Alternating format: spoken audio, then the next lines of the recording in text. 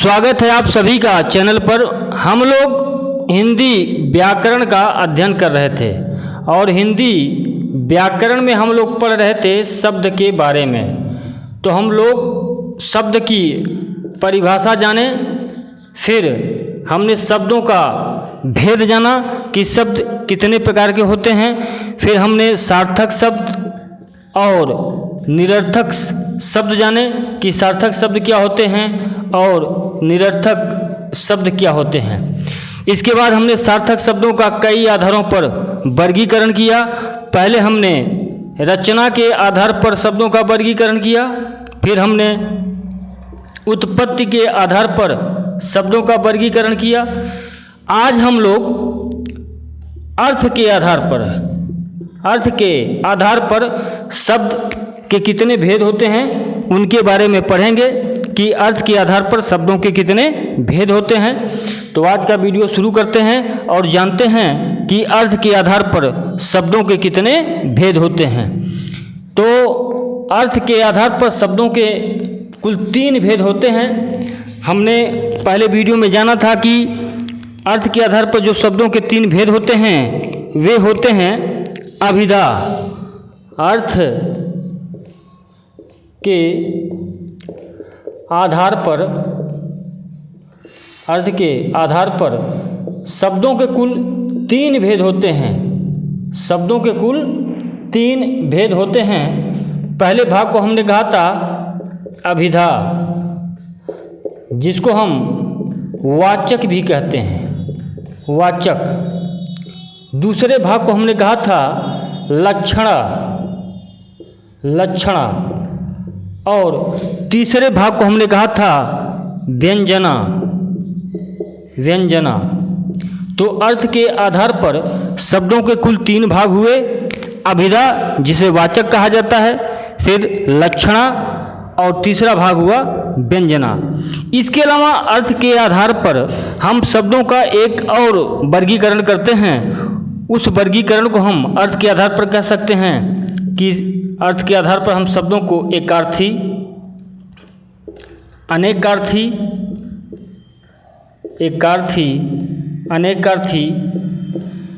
पर्यायवाची और विपरीतार्थी, इन 4 वर्गों में भी हम अर्थ के आधार पर शब्दों को बांट सकते हैं। तो सबसे पहले हम पढ़ेंगे अभिधा यानी वाचक, फिर हम लक्षणा के बारे में पढ़ेंगे और फिर व्यंजना के बारे में पढ़ेंगे। उसके बाद हम फिर एकार्थी, अनेकार्थी, पर्यायवाची और विपरीतार्थी शब्दों के बारे में पढ़ेंगे। तो आइए जानते हैं अभिधा या वाचक शब्द क्या होते हैं। अर्थ के आधार पर जो शब्दों के 3 भेद हमने पढ़े कि अभिधा, लक्षणा और व्यंजना। तो सबसे पहले हम लोग पढ़ेंगे अभिधा यानी वाचक के बारे में। तो सबसे पहले हम लोग पढ़ेंगे अभिधा शब्द, जिसे वाचक भी कहा जाता है। तो अभिधा या वाचक ऐसे शब्द होते हैं,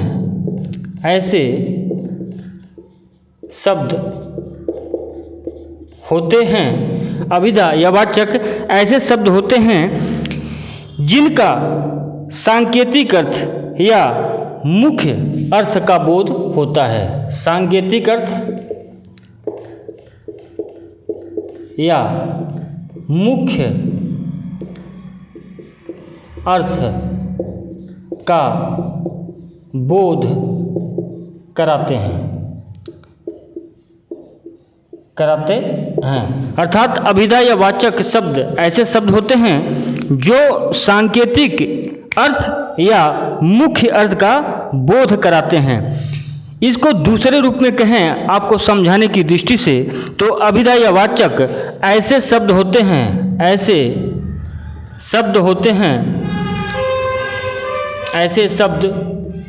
हैं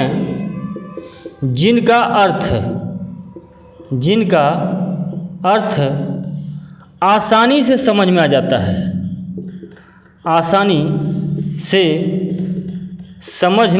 जाता है, समझ में आ जाता है। अभिधा या वाचक शब्द ऐसे शब्द होते हैं जिनका अर्थ आसानी से समझ में आ जाता है। उदाहरण के रूप में आप कह सकते हैं कि घर, नगर, फल, देश। घर, नगर, फल, देश, ऐसे शब्द जिनका अर्थ हम आसानी से समझ जाएं उन्हें ही हम अभिधा शब्द या वाचक शब्द कहते हैं। उम्मीद करता हूं कि आप समझ गए होंगे कि अभिधा या वाचक शब्द क्या होते हैं। यदि आप नोट करना चाहें तो नोट कर सकते हैं। अब इसके बाद हम लोग अर्थ के आधार पर जो शब्दों का दूसरा भेद है, जिसे हमने लक्षणा या लाक्षणिक कहा, उसके बारे में बात करते हैं। तो अब हम जानते हैं लक्षणा यानी कि लाक्षणिक शब्द के बारे में। तो अगला शब्द है हमारा लक्षणा, जिसे हम लाक्षणिक भी कहते हैं। लक्षणा या लाक्षणिक।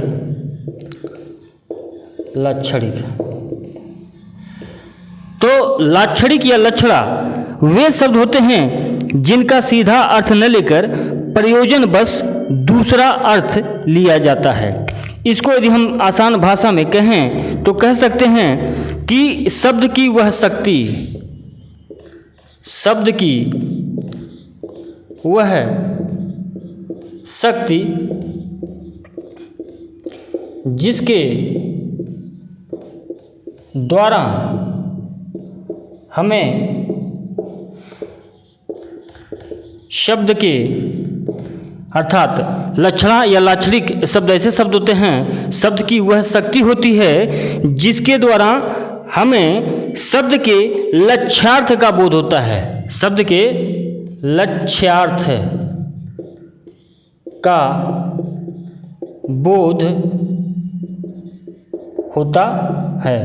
इसी को और आसान भाषा में यदि मैं कहूँ तो मैं कह सकता हूँ कि सीधा अर्थ न लेकर, सीधा अर्थ न लेकर प्रयोजन वश दूसरा अर्थ लिया जाता है। दूसरा अर्थ लिया जाता है। परिभाषा से बहुत चीज़ें स्पष्ट नहीं हो पाती हैं। जब हम उदाहरण से किसी चीज़ को समझते हैं तो हम उसको आसानी से समझ जाते हैं। तो इस परिभाषा से भी समझने में आपको दिक्कत हो रही होगी, तो इसको एक हम उदाहरण से समझते हैं। जैसे कभी कोई व्यक्ति को आप बोलते सुनते होंगे कि तुम बिल्कुल गधे हो, तुम बिल्कुल गधे हो, तुम बिल्कुल गधे हो, ऐसा बोलते हुए हम सुनते हैं। लेकिन ऐसा बोलने से तात्पर्य यह नहीं है कि जिसको बोला जा रहा है वह गधा हो गया। अर्थात किसी को यदि आप बोलते हैं कि तुम बिल्कुल गधे हो, तो जिसको आप गधे बोलते हैं वो गधा आपके बोलने से हो नहीं जाता है। यहाँ इसका लक्ष्य का अर्थ लिया जाता है, यानी लक्ष्यार्थ का बोध होता है, यानी लक्ष्य हमारा कुछ और है और प्रयोजन बस हमने इसका प्रयोग किया है। इसका प्रयोग हमने प्रयोजन बस किया है। कहने का तात्पर्य है कि आप जिसको बिल्कुल गधे हो बोल रहे हैं वो गधा नहीं है, वो गधा नहीं है। यहाँ गधे का जो अर्थ है वह है मूर्ख व्यक्ति से, मूर्ख, गधे को मूर्ख समझा जाता है।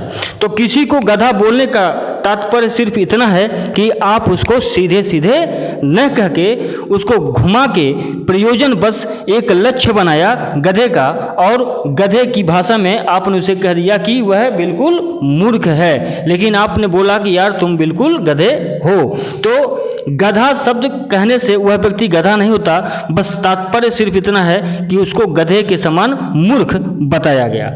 तो ये था लक्ष्य अर्थ के आधार पर जो शब्दों का दूसरा भेद है, जिसको हमने लक्षणा या लाक्षणिक कहा। और इसमें हम जाने कि शब्द की वह शक्ति जिसके द्वारा हमें शब्द के लक्ष्यार्थ का बोध होता है, अर्थात सीधा अर्थ न लेकर हम प्रयोजनवश दूसरा अर्थ लेते हैं, उसी को हम बोलते हैं लक्षणा यानी कि लाक्षणिक। तो दो प्रकार हमने जाने अर्थ के आधार पर जो शब्दों का वर्गीकरण है।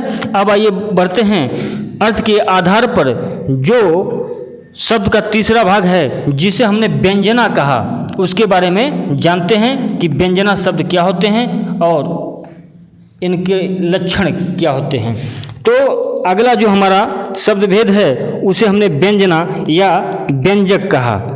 इसको हम कह सकते हैं व्यंजना या व्यंजक शब्द। व्यंजना या व्यंजक शब्द, व्यंजना या व्यंजक शब्द। इसकी परिभाषा यदि मैं बताऊं तो इसकी परिभाषा होगी कि शब्द की वह शक्ति, शब्द की वह शक्ति जिससे न तो शब्दार्थ लिया जाता है और न ही लक्ष्यार्थ, जिससे न तो शब्दार्थ ही लिया जाता है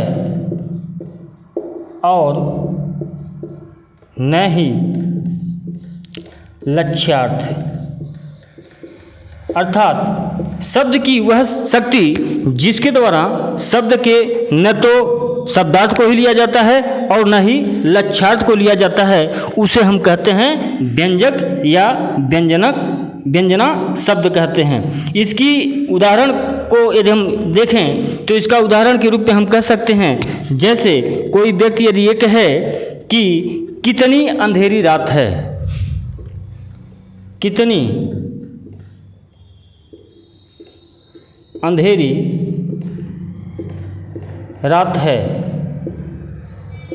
कितनी अंधेरी रात है। मान लीजिए कोई दो चोर हैं जो आपस में बात कर रहे हैं और वे बोल रहे हैं कि कितनी अंधेरी रात है, तो उसके कहने का तात्पर्य ये नहीं है कि रात के अंधेरेपन को बताना, अर्थात रात का जो अंधेरापन है उसके बारे में नहीं बता रहा है, बल्कि चोर जो कहना चाहता है उसका आशय ये है कि चोरी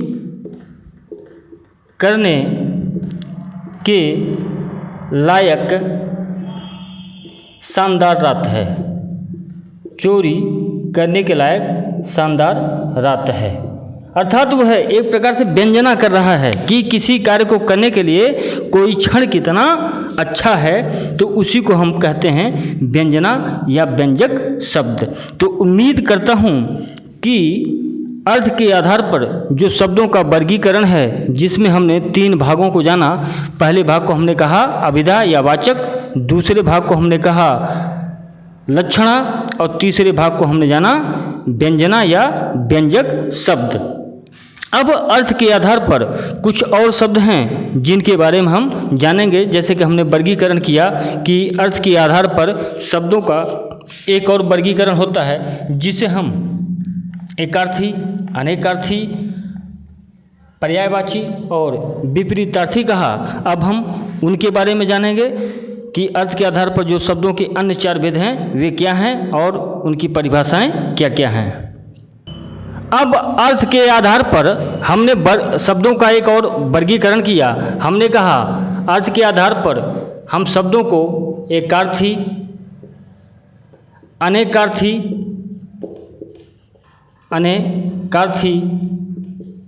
पर्यायवाची और विपरीतार्थी इन 4 वर्गों में हम अर्थ के आधार पर शब्दों को बांट सकते हैं। अर्थात हम एकार्थी, अनेकार्थी, पर्यायवाची और विपरीतार्थी इन 4 भागों में अर्थ के आधार पर शब्दों को बांट सकते हैं। सबसे पहले हम पढ़ेंगे एकार्थी शब्दों के बारे में। तो एकार्थी शब्द की परिभाषा होगी कि समानार्थी प्रतीत होने वाले भिन्नार्थी शब्दों को हम एकार्थी शब्द कहते हैं। अर्थात एकार्थी शब्द की हम परिभाषा लिख सकते हैं कि समानार्थी समानार्थी का अर्थ हुआ समान अर्थ वाले, समानार्थी प्रतीत होने वाले, समानार्थी प्रतीत होने वाले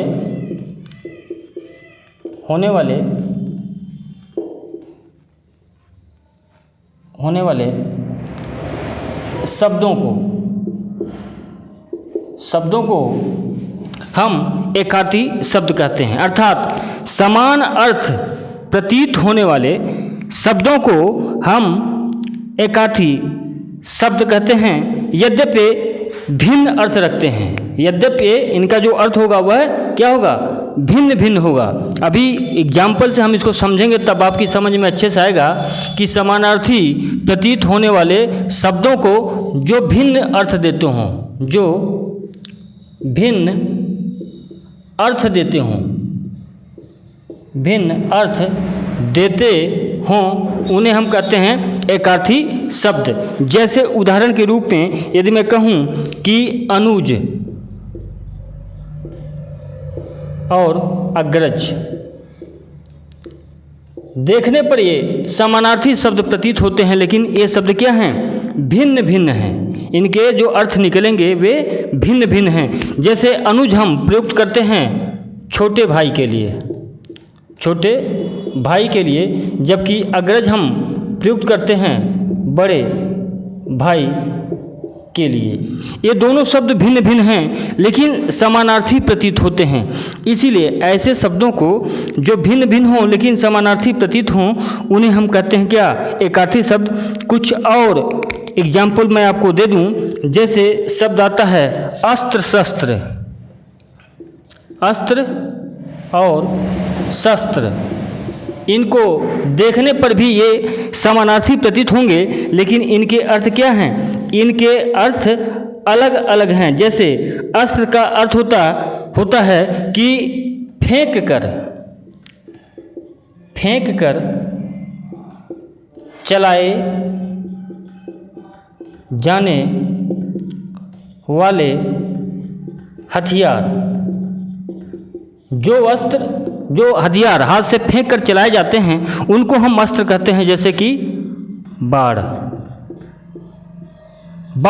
हाथ से फेंक कर चलाया जाता है और ऐसे अस्त्रों को, ऐसे हथियारों को हम अस्त्र कहते हैं।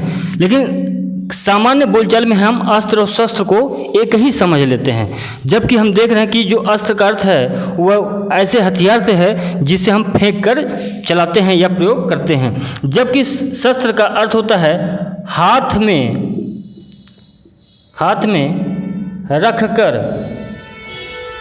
चलाए जाने वाले हथियार। जैसे कि तलवार हाथ में ही रख कर चलाया जाता है, इसीलिए तलवार को हम शस्त्र कहेंगे लेकिन बाण को हम अस्त्र कहेंगे। तो ये ऐसे शब्द जो भिन्नार्थी हों लेकिन समानार्थी प्रतीत हों, उन्हें हम कहते हैं एकार्थी शब्द। उम्मीद करता हूँ कि आपकी समझ में आया होगा। अब हम बात करेंगे अनेकार्थी शब्द के बारे में। तो अनेकार्थी शब्द वे शब्द होते हैं, इसको हम पहले मिटा दें फिर हम समझते हैं अनेकार्थी शब्दों के बारे में। अनेकार्थी शब्द, तो अनेकार्थी ऐसे शब्द होते हैं जो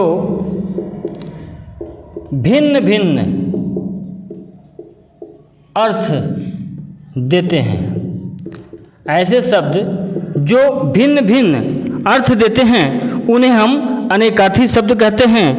उदाहरण के रूप में यदि हम कहें तो उदाहरण के रूप में कई शब्द हैं, लेकिन जो एग्जाम की दृष्टि से महत्वपूर्ण हैं हम केवल उन्हीं शब्दों को लेंगे। जैसे कि एक शब्द है अब्ज। अब्ज शब्द के कई अर्थ होते हैं। जैसे कि अब्ज का अर्थ होता है कपूर, शंख, चंद्रमा और कमल। तो कुल 4 अर्थ होते हैं अब्ज के। जैसे कि हमने कहा कपूर, फिर हमने कहा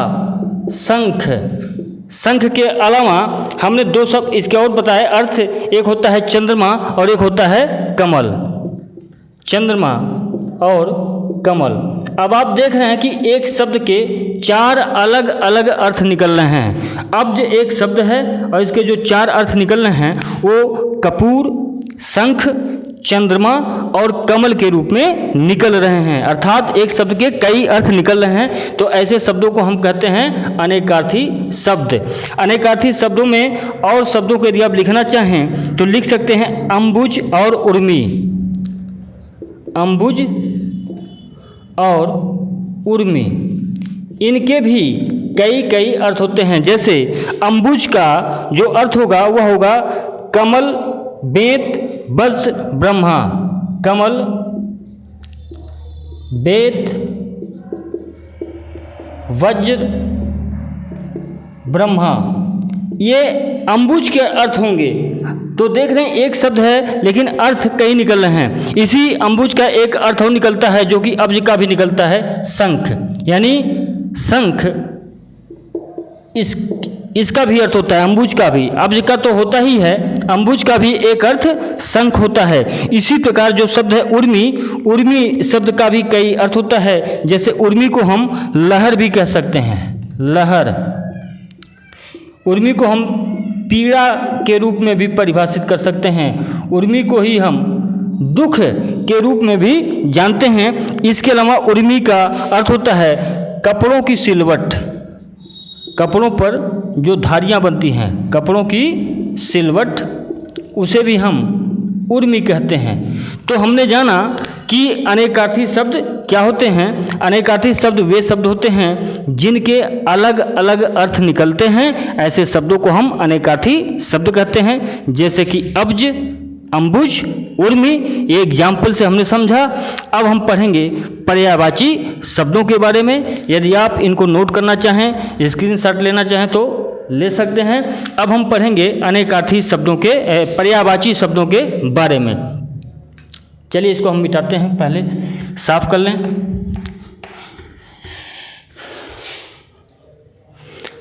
तो अगला शब्द है हमारा पर्यायवाची शब्द। तो पर्यायवाची शब्द की परिभाषा होगी कि समान अर्थ रखने वाले शब्द पर्यायवाची शब्द कहलाते हैं। पर्यायवाची शब्द हम किन्हें कहते हैं? समान अर्थ रखने वाले शब्दों को, समान अर्थ रखने वाले शब्दों को हम पर्यायवाची शब्द कहते हैं। मित्रों, इस टॉपिक में अभी सिर्फ सामान्य सा परिचय करा रहा हूँ। इन सब शब्दों के बारे में हम लोग विस्तार से पढ़ेंगे। पूरा 2 वीडियो सिर्फ पर्यायवाची पर बनेगा।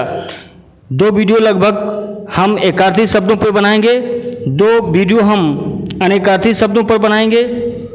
पर्यायवाची शब्दों के 2 से अधिक वीडियो हो सकते हैं और विपरीतार्थी शब्दों के भी 2 से अधिक वीडियो हो सकते हैं। वहाँ हम विस्तार से बात करेंगे। यहाँ सिर्फ एक छोटा सा परिचय करा रहा हूँ कि ये शब्द आखिर होते क्या हैं।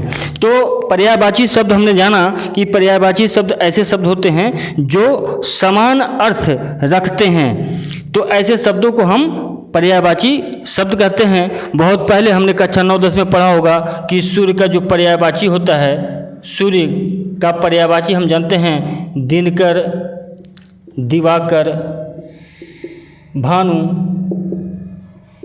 भास्कर, तमाम शब्द होते हैं जो हम सूर्य के लिए प्रयुक्त करते हैं। और पर्यायवाची शब्द से लगभग हिंदी पढ़ने वाला हर छात्र परिचित होता है, तो बहुत विस्तार से बताने की ज़रूरत नहीं है। वैसे जो पर्यायवाची शब्द होते हैं ये भी कई 3 भागों में बटे होते हैं। वे 3 भाग हैं पूर्ण पर्यायवाची, पूर्णापूर्ण पर्यायवाची और अपूर्ण पर्यायवाची। हम विस्तार से पढ़ेंगे लेकिन अगले वीडियो में। अब हम पढ़ेंगे विपरीतार्थी शब्दों के बारे में। तो विपरीतार्थी का मतलब होता है उल्टा, इसका अर्थ होता है उल्टा या विपरीत। विपरीत तो जो शब्द किसी दूसरे शब्द का उल्टा अर्थ रखता हो या विपरीत अर्थ रखता हो उसे हम क्या कहते हैं? विपरीतार्थी शब्द कहते हैं। जैसे रात्रि, एक शब्द है रात्रि, और रात्रि का उल्टा होता है दिन। तो ये शब्द इसका पर्यायवाची विपरीतार्थी होगा और ये शब्द इसका होगा, यानी ये शब्द आपस में एक दूसरे के क्या होंगे, विपरीतार्थी होंगे। जैसे हमने कहा माता, तो माता का विपरीत हुआ पिता, तो ये शब्द भी क्या होंगे, एक दूसरे के विपरीतार्थी होंगे। इसी प्रकार आप भाई और बहन भी ले सकते हैं, ये भी आपस में एक दूसरे के क्या हुए, पर्यायवाची शब्द हुए। तो इस प्रकार आज के वीडियो में हमने पढ़ा शब्दों का अर्थ के आधार पर जो वर्गीकरण किया गया। सबसे पहले हमने जाना कि अर्थ के आधार पर शब्दों के 3 वर्गीकरण होते हैं, अभिधा यानी वाचक, दूसरा लक्षणा, तीसरा व्यंजना।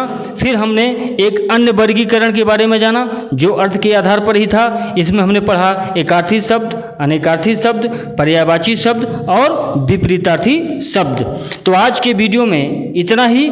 अगले वीडियो में हम विकार के आधार पर शब्दों का जो वर्गीकरण होता है उसके बारे में पढ़ेंगे। तो विकार के आधार पर हमने जैसा कि जाना था कि विकार के आधार पर हम शब्दों को 2 भागों में बांटते हैं, विकारी शब्द और अविकारी शब्द। फिर विकारी शब्दों को भी हमने 4 भागों में बांटा और अविकारी शब्दों को भी हमने 4 भागों में बांटा। फिलहाल आज के वीडियो में इतना ही। अगले वीडियो में हम शब्द भेद के अगले वीडियो के साथ पुनः मिलेंगे। तब तक के लिए नमस्कार, धन्यवाद।